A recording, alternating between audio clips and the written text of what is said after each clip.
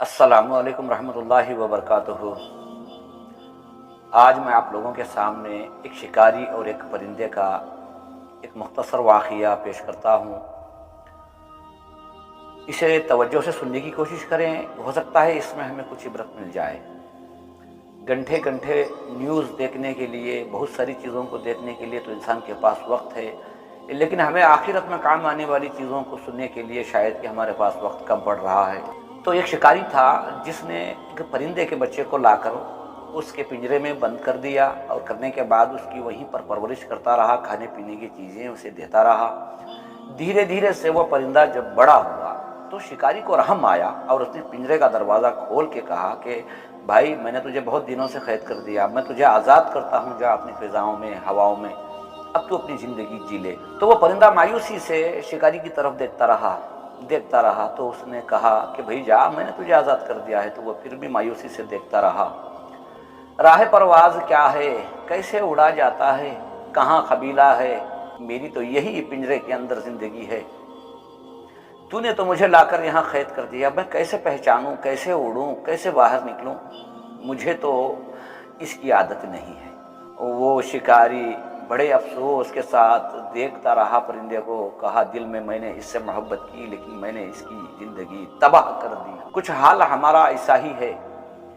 हमने बच्चों से मोहब्बत की, हमने बच्चों के लिए कमाया, हमने बच्चों की स्कूल का, बच्चों के लिए हमने बहुत कुछ किया। हमने बच्चों को अल्लाह की पहचान नहीं कराई, हमने बच्चों को दुआओं की तरफ मायल नहीं किया, हमने अपने बच्चों को इबादत की तरफ मायल नहीं किया।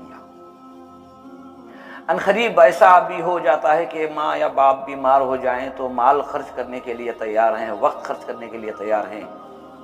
अल्लाह के लिए कुछ सदका करके अल्लाह की बारगाह में माँ बाप के लिए दुआ करने के लिए तैयार नहीं है, क्योंकि दुआओं की बच्चों को आदत ही नहीं हुई। वो माँ बाप, अगर माँ मुसल्ला बिछा कर नमाज पढ़ती और दुआओं को ज़रा ऊंची आवाज़ में बच्चों के सामने दुआ करती तो शायद के बच्चों को ये आदत हो जाती। शायद कोई बाप मुसल्ला बिछाकर घर में नमाज पढ़ने के बाद ऊंची आवाज़ में अल्लाह से कुछ दुआएं करता तो शायद बच्चों को ये याद हो जाता। हमने बच्चों से मोहब्बत की, लेकिन दुनिया की हद तक हमने आखिरत की तरफ तवज्जो नहीं की। मेरे भाइयों, कहीं ऐसा ना हो कि हमारा ही माल, हमारी ही औलाद हमारे लिए कहीं दुश्मन ना बन जाए, आखिरत के एतबार से वो हमारे लिए दुश्मन ना बन जाए। तो मेरे भाइयों, एक परिंदे की मिसाल मैंने आपके सामने दी है कि उसे परिंदे को लाकर कैद कर दिया तो उसे बाहर की दुनिया का कुछ पता नहीं। तो मेरे भाइयों, ज़रा गौर व फिक्र करके देखें, क्या हमारे बच्चे हमारे लिए दुआ कर सकते हैं? क्या हमारे बच्चे हमारी आखिरत की कामयाबी के लिए कुछ जद्दोजहद कर सकते हैं? क्या उन्हें नमाज मालूम है? क्या अल्लाह से मांगना मालूम है? क्या अल्लाह से होने का यकीन है? अगर नहीं है तो घर के अंदर ये माहौल पैदा करो, इससे पहले कि हमारी दुनिया बदल जाए और हम बहुत कुछ करना चाहें लेकिन कर ना पाएँ। अल्लाह से दुआ करो कि अल्लाह ताला हमें दीन की सही समझ अता फरमाए।